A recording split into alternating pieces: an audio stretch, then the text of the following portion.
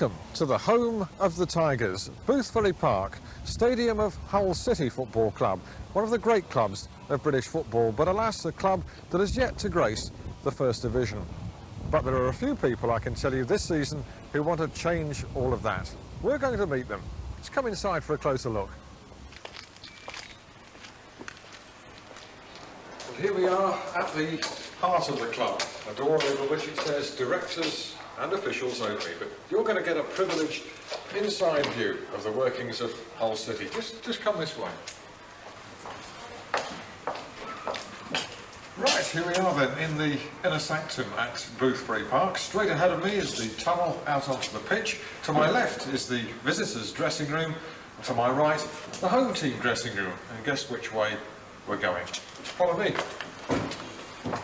Right, here's the corridor where it all happens. First port of call, manager's office, private. Please knock and wait. We'll give it a go. I'm waiting. He's obviously not in yet. Brian Horton, an early arrival on match days, but we're here on this occasion even earlier than him. We'll talk to him when he does arrive. On the left-hand side, a storeroom, and an even greater pot of gold here again on my left, without which some essentials here, you can't play any game of football. The boot room at Hull City, and even more important on this occasion, but a match to play, the match boot room. Right, straight ahead of me, the dressing room. Let's go in and have a look. Right, here we are, the Hull City dressing room here at Boothbury Park, and this, you could say, the first team talk of the night. Though certainly it's not going to be as important as telling as the one that Brian Horton will deliver to the Hull players a little later on here in the dressing room, with the crisp, newly laundered kits laid out all the way around the room numerically. 1, 2, 3, 4, 5, 6, 7 over that side, 8, 9, 10, 11 over here. The cleaning ladies have obviously done a very good job today. One of the substitutes, 12 there, and for some reason all on his own. The man will be wearing the number 14 shirt over there, but you never know, he could well turn out to be the most important man of the game. And certainly another man who could be very busy, indeed is kept busy right the way through a football season. One of the most important men, I suppose, at any club. The physiotherapist, hoping he's not going to be too busy on this occasion, I'm sure. And he's Jeff Radcliffe. We'll just come this way and have a quick word with him.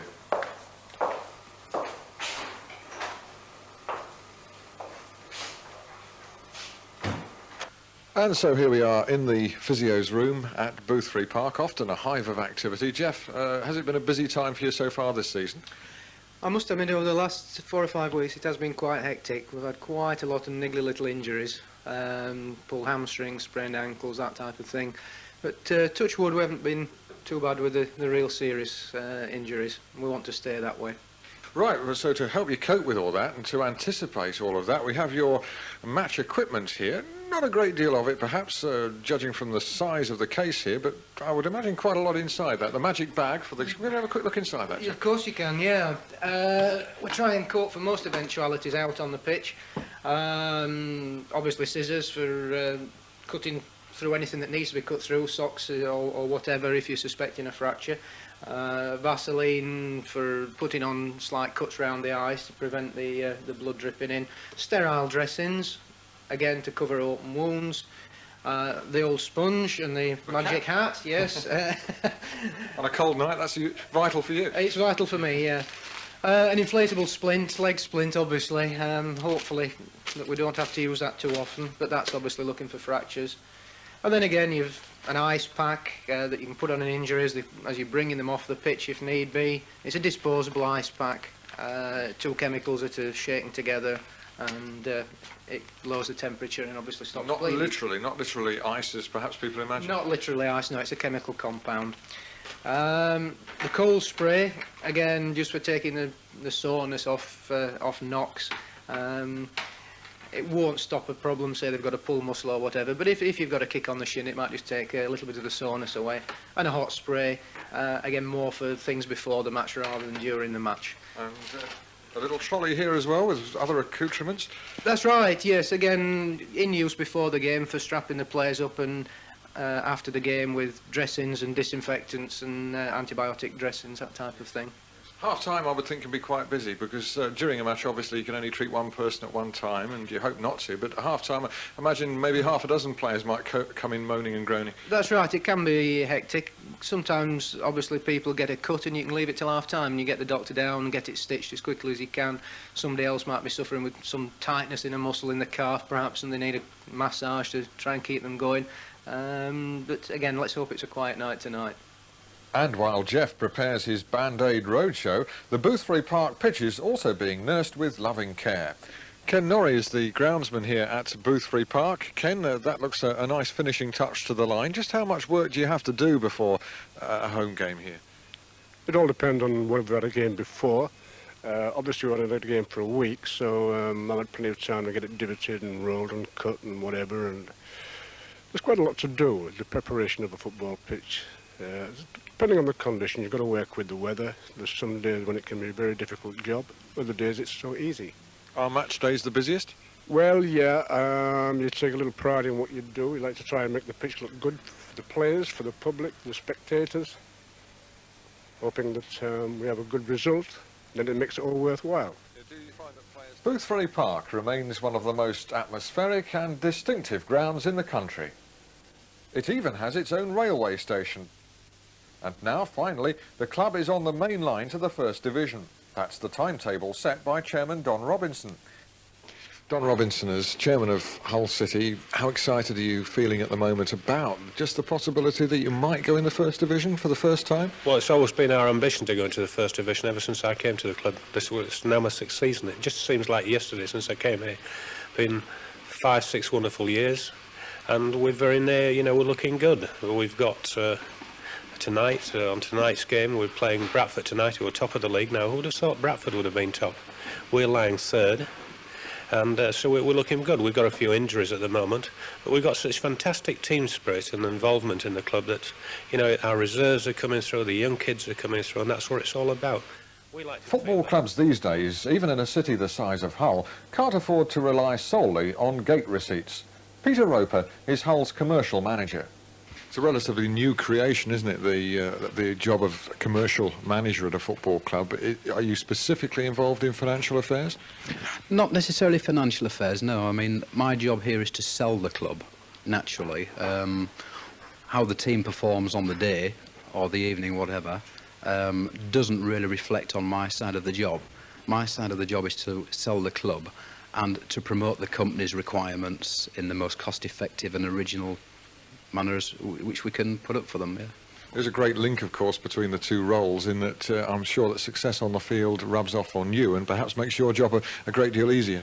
Yes, there is an element of truth about that. Naturally, quite a lot of our sponsors are Hull City supporters, but there again we've got to bear in mind that they're bringing along guests for the very first time to a football match, and we've really got to show the public of Hull that it's not just a football club, it's a family club, it's got a family atmosphere. We're here to look after their guests, to entertain them, to get their message across, to improve their profile. But there's still a shadow stretching across Boothbury Park. Well, 2 to be precise. The achievements of the city's rugby league giants, Hull and Hull KR, have long eclipsed the neighbouring football team. But from being poor relations, the club can now regard themselves as big brothers, as both rugby clubs struggle to maintain their customary success. We're in friendly competition with the 2 rugby league teams. I'm pleased to say we're turning the corner. You know, we want to be very successful, so we want the 2 rugby league teams to be. I would like to see Hull City top of the First Division and winning the FA Cup, and then the European Cup in the same season. And the ideal situation would be Hull Kingston Rovers versus Hull at Wembley, playing off at Wembley and them drawing at Wembley, and then having a replay. I won't tell you then who I'd want to win, but there you are. But what a marvellous season that would be, wouldn't it? The man charged with fulfilling Robinson's dreams is Brain Horton, the young Tigers manager. Brain Horton, as manager of Hull City, how deeply do you feel about the question of the club achieving the First Division for the first time in their history? Is that a really burning desire? It's far too early to talk about promotion at this time, but you know, you have to believe you can do it. And the way we've started off the season, the players are starting to believe we can. Are the supporters believing it too? I don't know. All you can do with supporters really is keep winning. I think they've been let down in the past, but hopefully we can keep playing the entertaining football. And it is entertaining. We've had some marvellous games here. We've lost twice only so far, so we've got to keep going and hope that they have faith in the end. Great thing looking through your team, there are several long servers, people who've stuck with you and stayed with you and becoming familiar Hull City names. Does that please you that you've got that continuity? Well, that's only credit to them, really, because football's a game where if you're not doing the stuff on the field, you get replaced. And if the manager's not doing the business, then he gets replaced. I mean, it's a vicious circle like that. So, I mean, that's credit to the likes of Pete Skipper and Tony Norman, Gareth Roberts and Billy Askew. I think those are probably the 4 longest serving. I don't think I've missed any out there. But the continuation really has gone on from the end of last season where, you know, I brought a couple of players in just before the deadline and we went on to look a good side. And we've continued from there. And I think it helps that players play together week in, week out. They get a little bit of a feeling for each other. They know what they're going to do. The talking becomes better. And it's got to help when you can keep a balanced side. You've done the job virtually from scratch here, haven't you? Because when you came, or rather when Don Robinson came and you were appointed, the club almost folded at that time. Well, that was just before me. I mean, that was credit to the managers before me. They were a good third division club when I came here, just missed out on promotion by a goal. So the foundations were there and the club was on a sound financial footing. But what we've done from there, I think we've extended the youth team policy. We've got young lads coming through now. The YTS scheme has allowed us to do that. We've had to spend a lot of money on the ground, as you know, but that's been done now. There's a little bit of money in the bank if I do want to buy players. But the way we're shaping them up at the moment, I'm quite satisfied in giving our youngsters a chance because at the moment they've been doing it for me. Welcome to Elland Road for the second division match between Leeds United and Hull City. The Hull City side, well, they have no problems as far as team selects are concerned. They've gone 4 matches unchanged. So there's no problems for Brian Horton, the Hull City manager. Hull, the only unbeaten league team in the second division this season. Parker clearing for Hull City. Adams, Brian Roberts, now to Dyer. Fair turn of speed, the big number 9. And not bad ball control on the ground either. That wasn't a bad effort. So 5 minutes remaining of this half, and it's still goalless so far. Aspin just getting a forehead to that, only as far as Askew. A lot of yellow shirts there.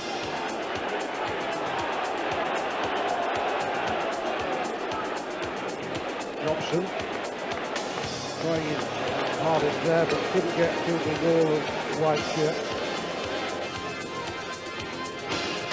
In. Done. Big useful player. Took a lot of shifting off the ball. Now it's Roberts. Dyer. Still Dyer. That's good work by the number 9. And he's given early notice. At 3 minutes into the second half. And Dyer has put Hull City in the lead. Palmer looking for Bunn, and Daniel was in. Parker's there, off the line by Rennie. Good work by David Rennie. He saved the day for Leeds then, but that shot was goalward. Palmer. David Rennie uncharacteristically misses that one, and Bunn in looking for Dyer, and Styles Sheridan puts it back. Leeds in problems again, but Rennie there just in time. And they're putting nothing together, the Leeds forward. The way comes Daniel. The Bunn is onside. Frankie Bunn shoots. Good shot. And I think Mervyn Day got a hand to it. Skipper there first. Now then, it's Bunn on a break. Down goes Ashurst with Bunn. Will play on to the referee. It comes out to Parker. The danger still not over for Leeds. Parker. Good shot. It's there. 2-0.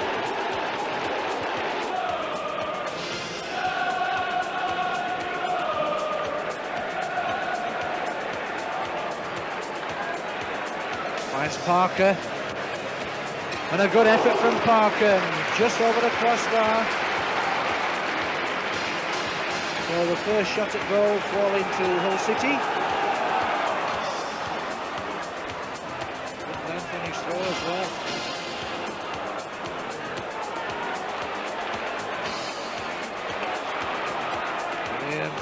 Good header, and it's a good goal. And it's a good goal from Frankie Bunn. Parker leaving it to Palmer. Palmer to Parker. Parker, it's a good cross. Looking for Gareth Roberts, and Gareth Roberts, it's a goal. 8 minutes gone, and the Tigers have equalised. The smallest man on the pitch, Gareth Roberts, the Hull captain, has got the goal. Hull 1, Leicester 2.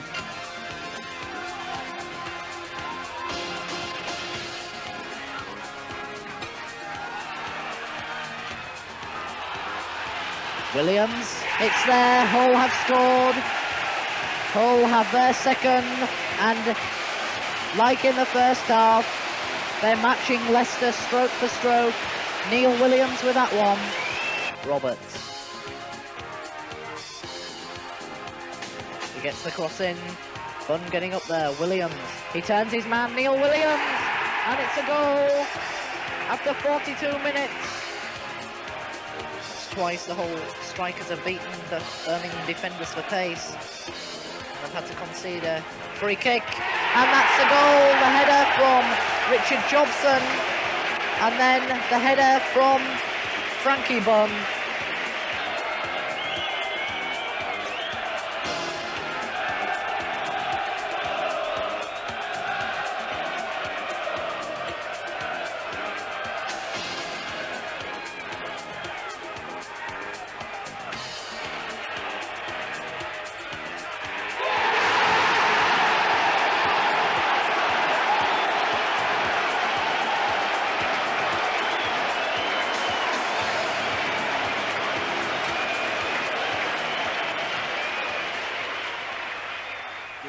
You talk about experience. Are your own boots still handy? They're getting a bit dusty because I can't see myself doing what the likes of Gary Parker and Billy Askew do in midfield anymore. I mean, they've scored some marvellous goals between them so far, and I just see myself now sitting behind this desk and doing more of the coaching and managing rather than playing. I still enjoy playing the reserves. I've been substitute once, but I don't really see it as a future now. My future, I think, is behind the desk. I miss it very, very much, but you know, as long as the players are doing it, that's good enough for me, because it's all about winning, and if you're winning, everybody takes credit for it. And Chairman Robinson believes Horton's side has the spirit to achieve both their ambitions. And I'm sure with Brian Horton and so forth, we'll go into the first division with all our players. Got some great guys. Tony Norman signed last year, before the season finished. He could have gone off to Tottenham Hotspur, big fees involved, but he signed a 4-year contract. That shows what faith that people like Tony Norman have got in this club, that they want to play for Hull. And Tony's words were, yeah, I want to play in the first division, but I want it to be with Hull City. By this time, Norman is in the dressing room, going through a familiar routine. The 29-year-old goalkeeper has played in over 300 games for Hull, but none bigger than tonight's visit of second division leaders Bradford City in a top-of-the-table clash. We don't normally get an insight into a dressing room just 35 minutes before a key game. Tony Norman, the goalkeeper, you look rather relaxed, smiling away there. Do you actually feel relaxed inside at this time? No, not at all, no. I think if anybody said they're totally relaxed, I think they'd be lying, you know.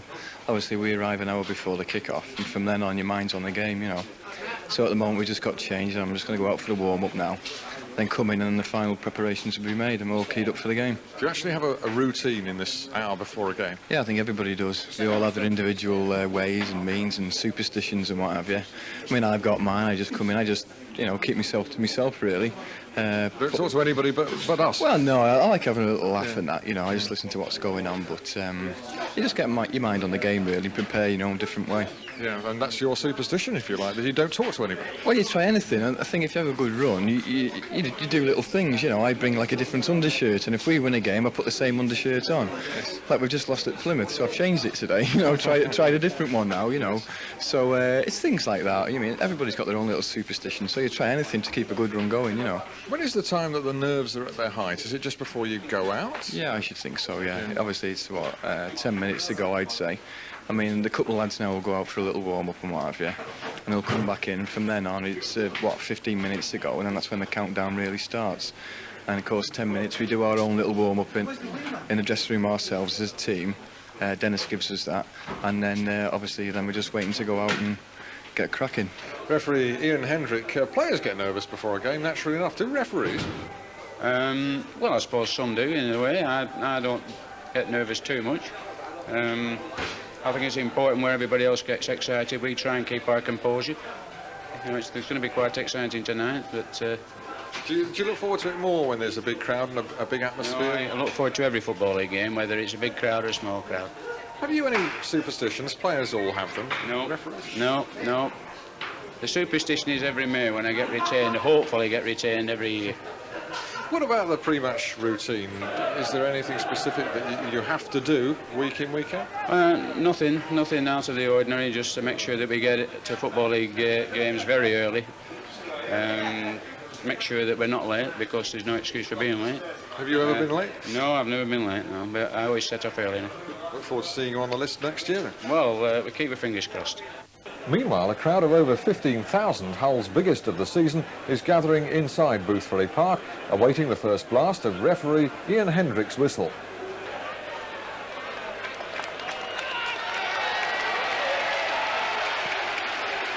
And welcome to Boothferry Park for tonight's top of the second division clash between the leaders Bradford City, who pay visit to the current side in third place, Hull City.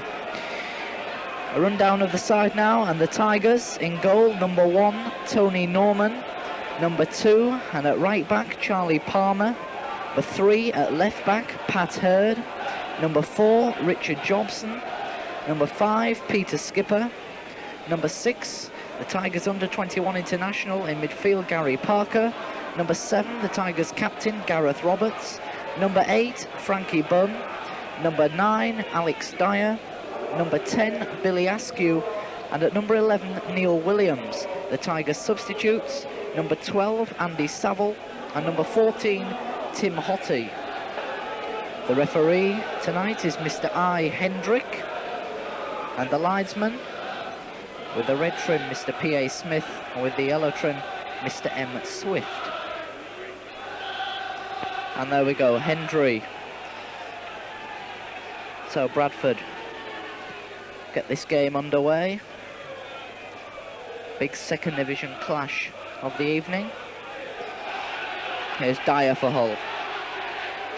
Outside for Hurd. Looking for Bunn, but a good clearance by Dave Evans.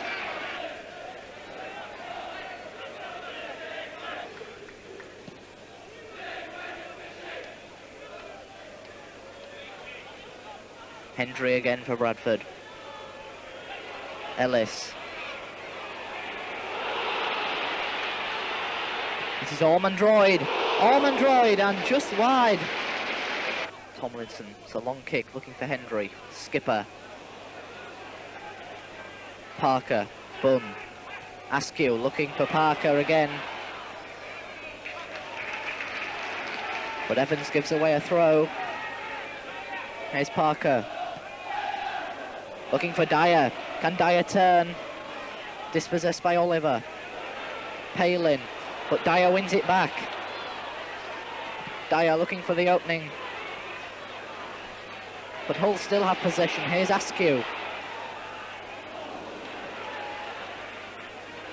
Hurd to Roberts.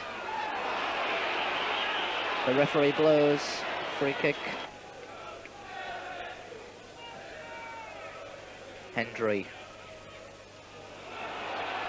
Gary Parker for Hull. Dyer. Back to Palmer. Bunn brought that down well, and Williams to Askew.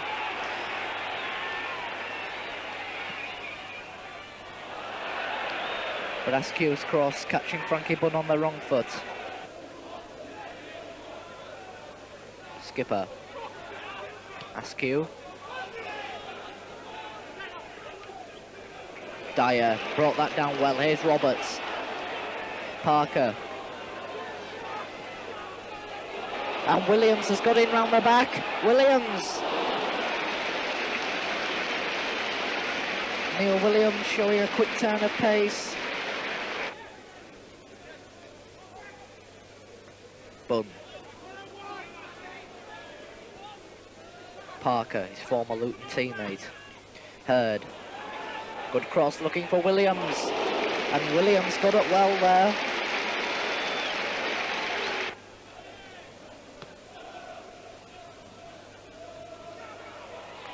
Dyer.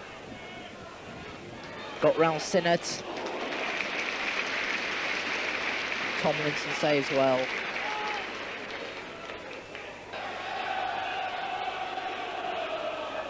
And it will be Neil Williams and Gareth Roberts to get this second half underway.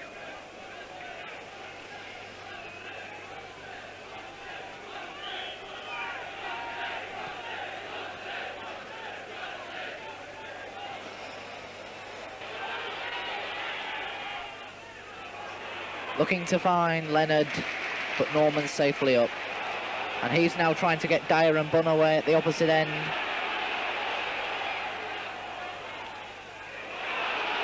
Gareth Roberts to Alex Dyer. Back to Roberts. Hurd.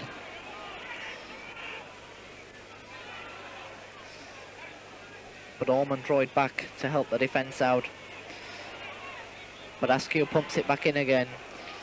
He's got plenty of space. Williams coming back. The cross looking for Palin. There's Leonard. But Norman also matched him by getting down well to save.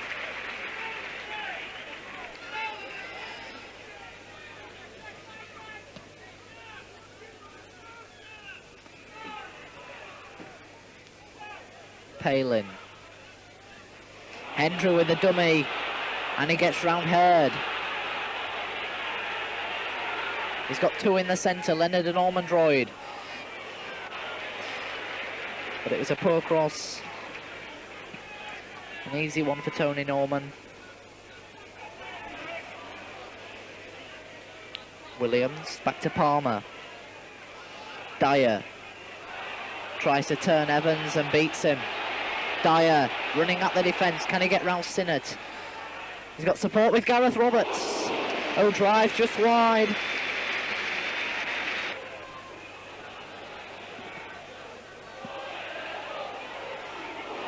And the header from Richard Jobson seemed to go through the defence, but it was straight at Tomlinson. Then a header at goal. Ormondroyd for Bradford.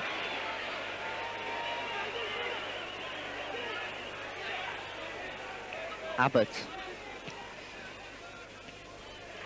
Hendry outside to Ormondroyd.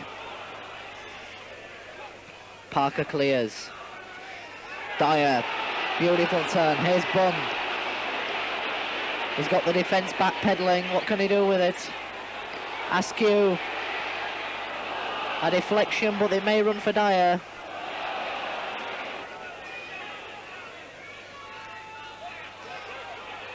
After scoring quite frequently in Bradford's recent games. And Bradford with a header there. That was very close, just over the crossbar.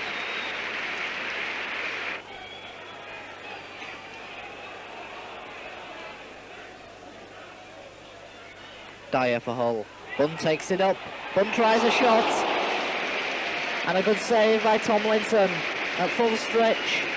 The first real shot on target of the match. Frankie Bunn providing it. And he forced a good save out of Paul Tomlinson. Gareth Roberts now with the corner. And that was off the post. Neil Williams getting up there with the header. And Gareth Roberts can hold his head. Well, it was a low corner and Williams got his head to it ahead of Mitchell. And the ball came off the post. Roberts tries it again, but Mitchell clears this time. Hurd. Outside to Roberts. Takes on Mitchell. But finds too much in Evans, but Hull still have possession. Williams, can he turn? No, he can't. Here's Askew now. Askew. Good cross. Dyer trying to get up there. Bunn now for Hull.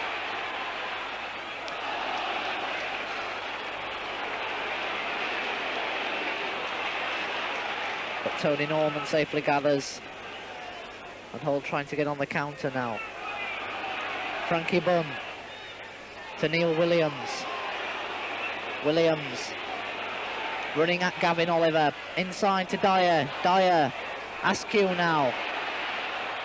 Askew tries one, and that was a good save by Paul Tomlinson.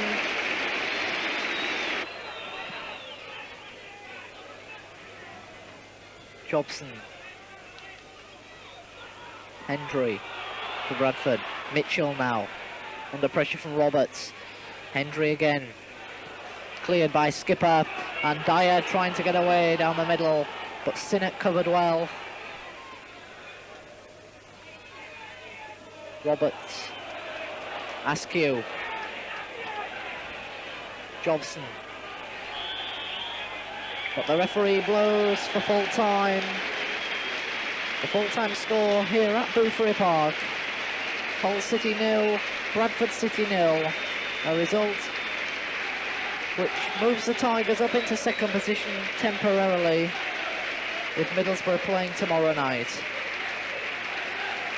A game controlled and the chances limited due to both sides' strong defence.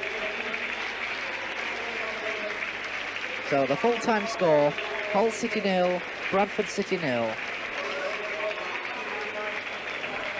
No goals, but a game to grace any division, and proof perhaps that both Hull and Bradford are equipped to face the first. One man very much in the thick of the action was City's midfield terrier, Billy Askew. And Billy, I think that picture tells the story, a well-creamed crackered, as they say. I'm very tired now. It was a fast game. I feel really tired now. Is that as good a game as you played in this season? I think that's the two best sides in the league tonight. Yeah. On that showing anyway. Well matched. I don't think there was really a bad player on the pitch from what I saw.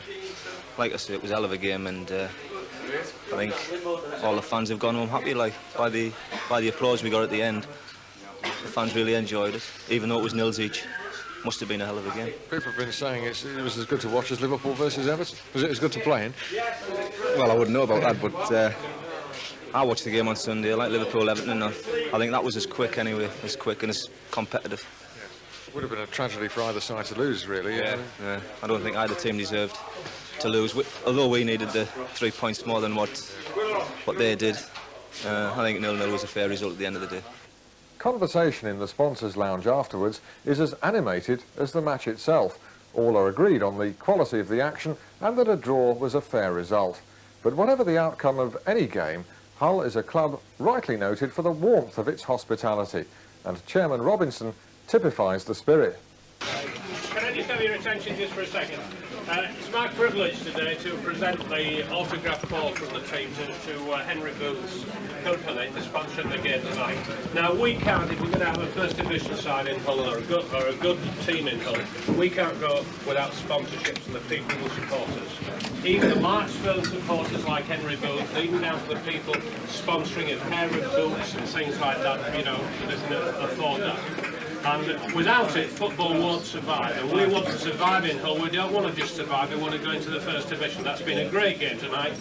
You know, we want it to win it, but it's a type of game you don't want anybody to lose in. I think it was played in a marvellous game of football, and I think the referee did very well the way he controlled it and everything else. So, oh, wait a minute, it's a special surprise. There's Muriel. Is Muriel here? Now, Muriel has been a City supporter, and she's worked for Boots for 40 years. That was 42. That was 14 years before I was born. She's worked for Boots. So it's a work that we're going to extend it to her. Right, can we have a case? And after a gruelling game with Bradford, it's more hard work. Dennis, what does a training session consist of? Well, it depends. The nearer we get to the game, this morning we've only had about an hour. We haven't done a lot with the lads. We've done a lot of crossing and shooting and basically short, sharp work for Saturday. The hard work's done early on in the week when the players, depending on if they've had a game. If they haven't had a game, we probably work them very hard on Tuesday, possibly all day. So that's how you vary it? That's how we vary it. Some days, Wednesday maybe get off. But as the nearer we get to Saturday, Friday and Thursday, it's very sharp and short. We don't like to keep them here too long, especially when the weather's wet and that gets a bit heavy out in the back pitch. Match day morning and another top game. The players arrive for the trip to Middlesbrough. Before boarding the coach, Brian Horton was asked which sides had worried him most this season. Well, obviously the two that have caused us most problems are the two that beat us. Although the Plymouth game we didn't play very well. The Sheffield United one I thought we played quite well, but two marking mistakes cost us the game. But they've all been tough games. I mean, the Bradford game here, 0-0 game, I mean, that was a marvellous game. They gave us a lot of problems. Any side does. If you're not right on the day, that's what happens. You end up getting beat. So we've got to go to Middlesbrough today and make sure we're right from the first minute. And I'm sure we're capable of beating anybody in this division. We're going well. We're scoring goals. We look like scoring goals, and we've been very tight at the back. So that's all we're looking to continue to do. We take each game as it comes. You know, after Middlesbrough, West Brom here, you know, they're not having the best of times, but, you know, every side in the division is capable of beating any other. So it's just a matter of taking each game as it comes and treating everybody with the same respect. Another mission to accomplish for long-serving stalwart Gareth Roberts. Middlesbrough have suffered similar sort of problems. You're playing them today. Difficult? Very difficult, yeah. It's I think when you are in that position, when you are so low with bankruptcy and things, I think it moulds the team together. And team morale seems to come through in the end, and I think that's why Middlesbrough and us have done so well in their following bankruptcy. Today's game, it's going to be a cracker really. Ayresome Park should be nearly full, I reckon, 15,000-20,000 with a bit of luck. I feel as though we've got a good chance. The team arrive at Ayresome Park.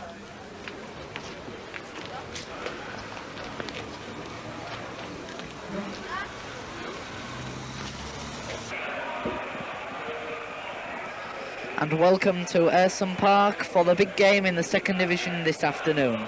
Middlesbrough versus Hull City. Middlesbrough currently second in the second division, ahead of the Tigers, who are third by just goal difference.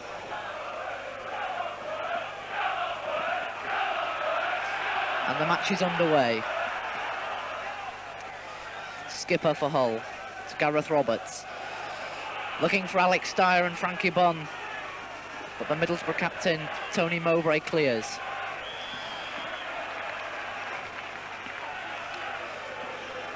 So a free kick to Middlesbrough. Offside against Frankie Bunn.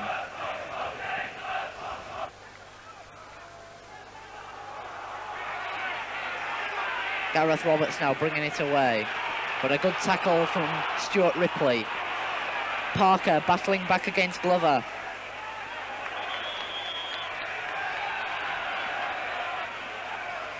And a free kick to Hull.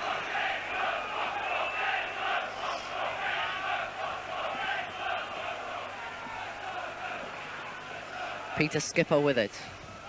Looking for Bunn. Here's Askew. Outside looking for Roberts, but the ball too long. And it's a goal kick to Middlesbrough.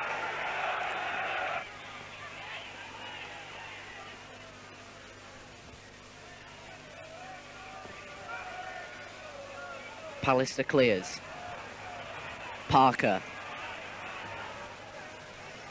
Cooper. Middlesbrough now with possession. Well cut out, Billy Askew. Trying to send Alex Dyer clear.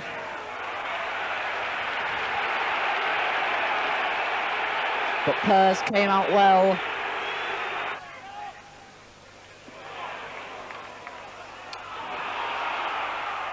And a shot just wide from Gary Hamilton. He saw the opening, had a crack, and just wide of Tony Norman's goal. Palmer tries again. Daniel. But that attempt going well over.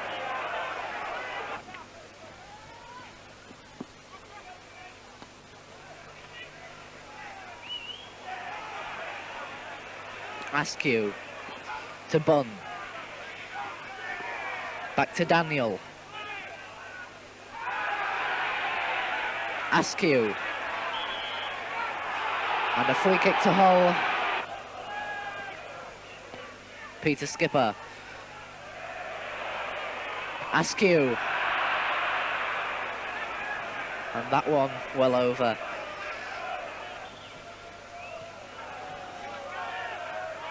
Ripley. Glover.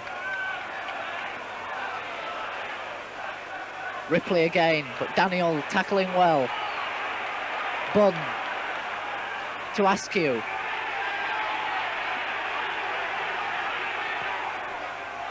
Inside to Gary Parker. Alex Dyer.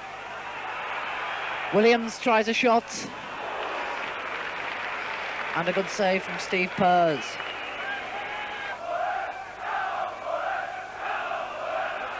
Slaven.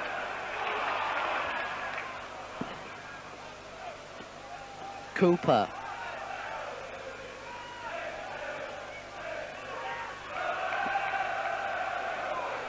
Kernagon. And the shot from Ripley. 1-0 to Middlesbrough. Stuart Ripley after 26 minutes. That was a beautiful strike. And Tony Norman, unfortunately beaten.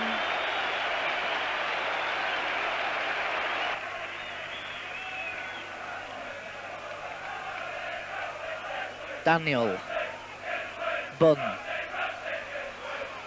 Williams for Hull.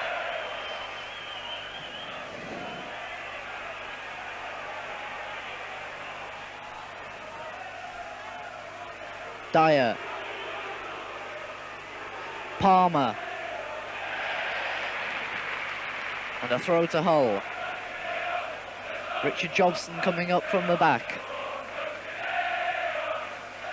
He's followed back by Alan Kernagon, the Middlesbrough striker.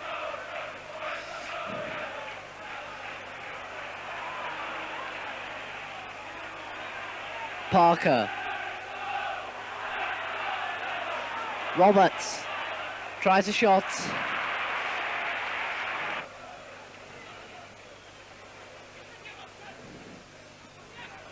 Askew for Hull. Looking for Dyer. Bunn guards it back to Askew. Good ball to Williams. Palmer. Parker. Can Dyer turn? He can, but Pers gathered well. Both Roberts and Williams ready to pounce. Parker. Williams. Beats Paul Kerr and Colin Cooper and gets the cross in. It was a good cross as well, but Middlesbrough clear.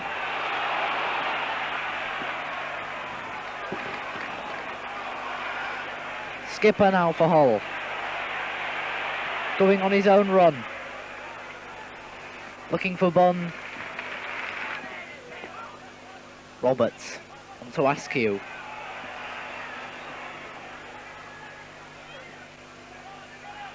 Back to Daniel. Good play by Ray Daniel. Askew now. It's a good cross. Just a little too long for Frankie Bunn. And Middlesbrough come again with Colin Cooper. Slaven. To the overlapping Hamilton. Hamilton did well. But he stood still as Gary Parker brings it clear.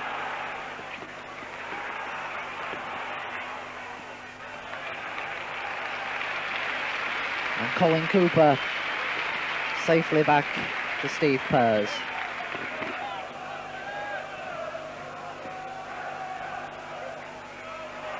Gary Parker. Ray Daniel. Billy Askew. Askew's cross, a good one. Bunn getting up there. Williams now for Hull. Back to Palmer. Bunn. Williams. But the header was a tame one from Alex Dyer.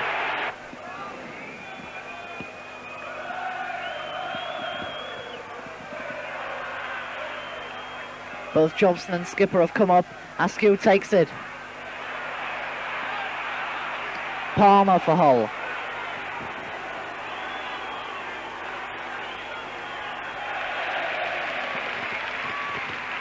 And the whole throw. Parker.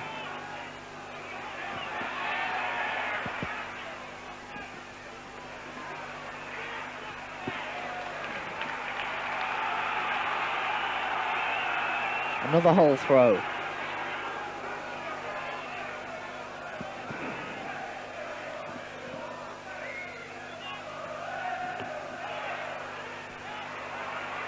Askew. Dyer. And Gareth Roberts wins the corner.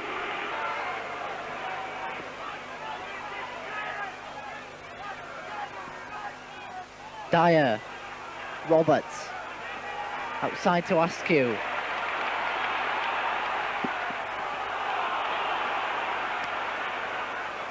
Skipper back to Tony Norman.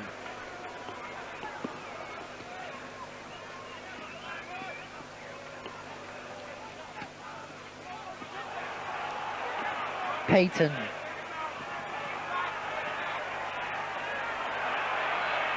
He has a crack.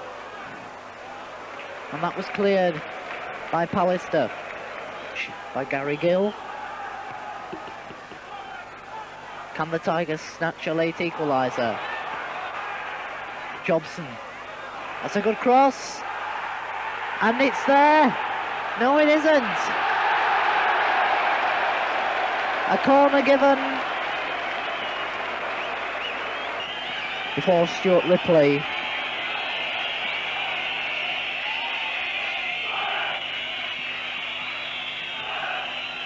Palmer. Bunn. Good ball out to Payton.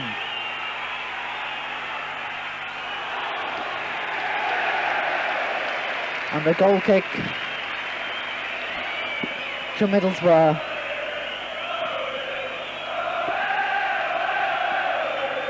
They're in no rush to take this now, out the home side.